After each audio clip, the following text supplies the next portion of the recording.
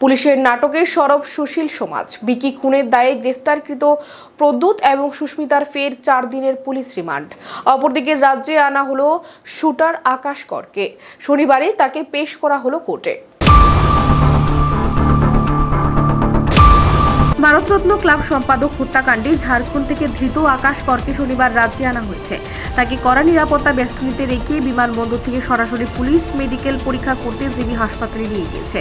পরে মেডিকেল পরীক্ষা শেষে আকাশ করকে পুলিশ রিমান্ড চেয়ে তোলা হলো কোর্টে। এদিকে আবার উষাবাজার গুলিকাণ্ডে প্রদ্যুৎ ধর চৌধুরী এবং সুস্মিতা সরকারকে 3 দিন পুলিশ রিমান্ড শেষে আবারও কোর্টে তোলা হয় শুক্রবার।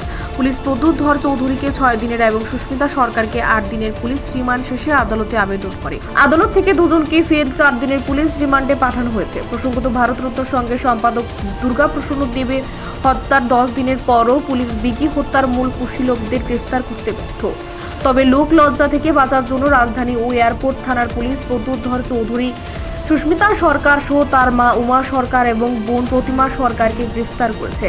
কিন্তু পুলিশ রিমান্ডে নিয়ে তাদের কাছ থেকে কোনো তথ্য উদ্ধার করতে পারেনি তদন্তকারী পুলিশ, এমনটাই সূত্রের খবর। বরং তাদের নিয়ে পুলিশের সাজানো নাটক চলছে বলে অভিযোগ। অপরদিকে কলকাতা থেকে গ্রেফতার করা হয়েছে বীর চক্র ঘোষ। আগরতলা থেকে মূল অভিযুক্ত রাজু বর্মনের এক নিকট আত্মীয় সানি সাহা রায় এবং ঝাড়খণ্ড থেকে গ্রেফতার করা হয় আকাশ করকে। আকাশ করকে গ্রেফতারের পর এখনও তাকে রাজ্যে আনা হয়নি। শনিবার তার রাজ্যে পৌঁছাবার কথা রয়েছে।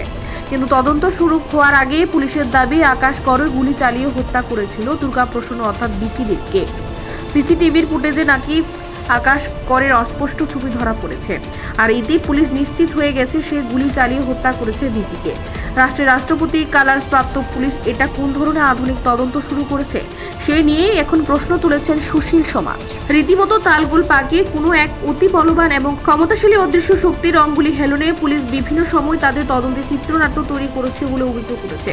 এদিকে আবার 3 দিন আগে তদন্তকারী পুলিশ অফিসাররা অভিযুক্ত প্রদ্যুৎ ধর চৌধুরী, সুস্মিতা সরকার এবং বীর চক্র ঘোষকে আরও 10 দিনের রিমান্ডের দাবি জানিয়েছিল আদালতে।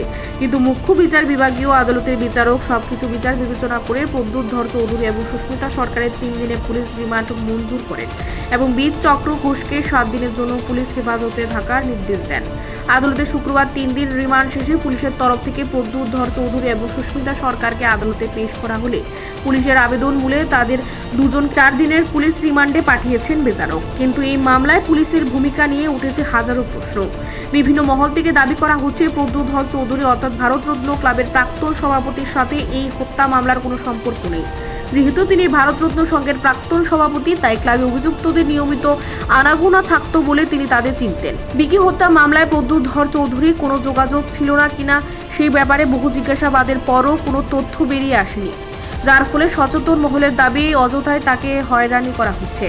তিনি নিতান্তই গোবেচারা মানুষ। নিজেদের ব্যর্থতা আড়াল করতে পুলিশ প্রদ্যুৎ ধর চৌধুরীকে গ্রেফতার করে নিজেদের চিত্রনাট্য অনুযায়ী এই মামলার ছক সাজাচ্ছে। একই কথা প্রযোজ্য সুস্মিতা সরকারের গ্রেফতারের বিষয়। এক যুবতীর ভবিষ্যৎ নষ্ট করে দেওয়া হচ্ছে বলে অভিযোগ উঠেছে পুলিশের বিরুদ্ধে। ফলে এক কথায় বলা যায় পুরো সাজানো চিত্রনাট্যের উপর পুলিশ নিজেদের মন গড়া তদন্ত শুরু করেছে। এক্ষেত্রে কোনো প্রভাবশালী নির্দেশে কিংবা ওই প্রভাবশালীকে বাঁচাতেই পুলিশের এই সাজানো নাটক বলে মনে করছেন কেউ কেউ। কিন্তু গোটা রাজ্যবাসীর সামনে জলের মতো পরিষ্কার বিকি খুন কাণ্ডে বিমান দাস, রাজু বর্মন, রাকেশ বর্মন, দেবব্রত বর্মনরা জড়িত রয়েছে। কিন্তু খুন কাণ্ডের পর তারা কোথায় জানে না অনুসন্ধানকারী পুলিশ। হাস্যকর, এয়ারপোর্ট থানার ওসি অভিজিৎ মণ্ডল এই মামলা নিয়ে খোঁজ খবর করতে গেলেই অতিশয় ব্যস্ততার ভান দেখাচ্ছেন। পাশাপাশি থানার মূল চেয়ারে বসে থাকা এই বলাধিকারী ব্যক্তিটি হাবে মামলার নিষ্পত্তি করে নিয়েছেন বোঝাতে চাইলেও প্রকৃতপক্ষে মানুষের চোখে তিনি ঠুলি পড়াতে চাইছেন, বিষয়টি পরিষ্কার। আবার অন্যদিকে বলা বলে চলছে খুনের এই ডামাডোলের মধ্যে ওসি অভিজিৎ মণ্ডল আবার রাজু বিমানের বিশাল সম্পত্তি এবং তাদের জমানো টাকার গন্ধ পেয়ে গেছে। স্বাভাবিকভাবে ওসি অভিজিৎ মণ্ডলের নাকে লাগছে না দুর্গাপ্রসন্নর তাজা রক্তের গন্ধ, এমনটাই বলছেন উষাবাজার অঞ্চলের লোকজন। প্রসঙ্গত উল্লেখ্য, বিভিন্ন তথ্যের উপর বিশ্লেষণ করে জানা গেছে দুর্গাপ্রসন্ন খুনের সঙ্গে অনেকটাই জড়িত গ্র্যান্ডিওস চৌমুনি থেকে বিতাড়িত রাজ্যের অপরাধ জগতের এক সময়ের মাফিয়া অমিতাভ ঘোষ ওরফে অমিত। এই মুহূর্তে অমিত ঘোষ সমাজদ্রোহী রাজু বর্মনের উপদেষ্টা এমনটাই খোঁজ খবরে প্রকাশ। আগরতলায় গত কয়েক মাস আগেও মাফিয়া অমিত ঘোষের আনাগোনা ছিল।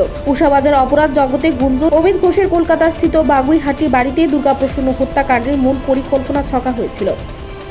অপরাধ জগতে দীর্ঘদিনের পাকা খেলোয়াড় অমিত ঘোষের সাজানো প্ল্যাটি বিকির হত্যাকাণ্ডকে বাস্তবায়িত করেছে বিমান রাজুরা। সূত্রটির দাবি, দুর্গাপ্রসন্ন হত্যার পরপর রাজু বিমানরও আস্তানা বেড়েছে অমিত ঘোষের কলকাতাস্থিত কোনো এক গোপন থেকেই, কিন্তু তাদের সন্ধানে পুলিশের কোনো খোঁজ খবর নেই। অমিত ঘোষের ব্যাপারে অতিরিক্ত কোনো খোঁজ খবর নেই রাজ্যের পুলিশের। সেক্ষেত্রে একটা কথাই প্রযোজ্য, বিকি খুনে অভিযুক্তদের গ্রেফতারে মাঠে নেমে পুলিশ বিভিন্ন দিকে ড্রিবল করে বেড়াচ্ছে, যার ফলে অপরাধ বিশেষজ্ঞ মহলে এখন আলোচনা, বিকি হত্যা মামলায় পুলিশের তদন্ত কি উষাবাজার অপরাধ জগতে ক্যাম্পাস অনুযায়ী ঘুরবে, নাকি মূল অপরাধীদের বাঁচানোর জন্য পুলিশ রচনা করবে আরো নতুন স্ক্রিপ্ট? এই প্রশ্ন কিন্তু ঘুরপাক খাচ্ছে খোদ উষাবাজার অঞ্চলের মানুষজনের মধ্যে। নিজস্ব প্রতিনিধি রিপোর্ট, এশিয়ান টাইমস।